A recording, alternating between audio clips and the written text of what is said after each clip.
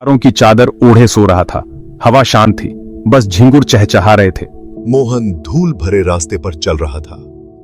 वह दिन भर खेतों में काम करके लौट रहा था। उसका दिल खुश था। फसल अच्छी हुई थी।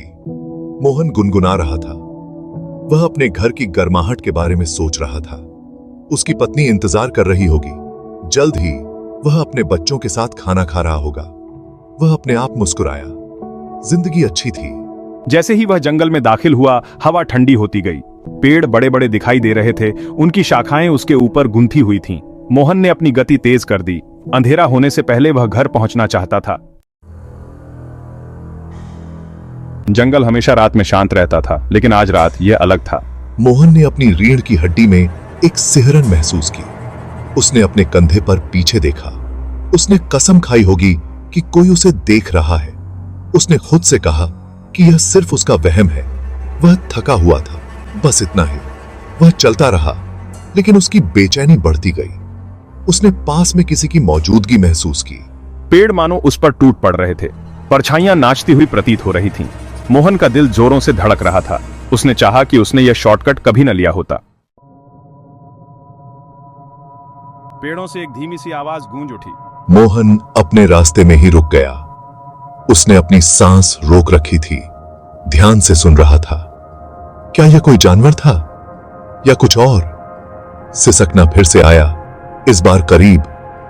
यह रोती हुई औरत की तरह लग रहा था। मोहन ने अपनी त्वचा पर ठंडे पसीने छूटते हुए महसूस किए। उसने इस जंगल के बारे में कहानियां सुनी थी। एक भूत के बारे में फुसफुसाहट थी, एक जवान औरत जो इन जंगलों में भटकती थी।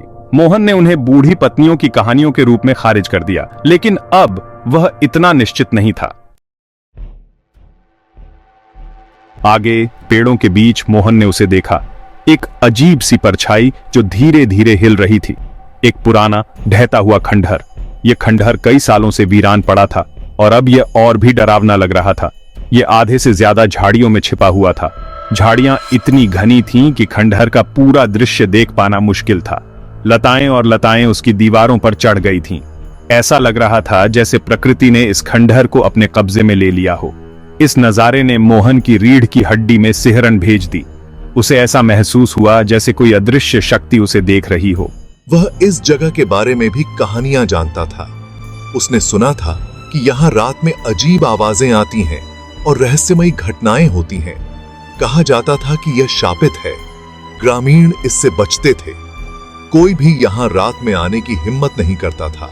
लेकिन मोहन हमेशा से एक बहादुर आदमी था। उसने ठान लिया था कि वह इस रहस्य का पता लगाएगा। और आज रात जिज्ञासा उस पर हावी हो गई। वह जानना चाहता था कि इन कहानियों में कितनी सच्चाई है।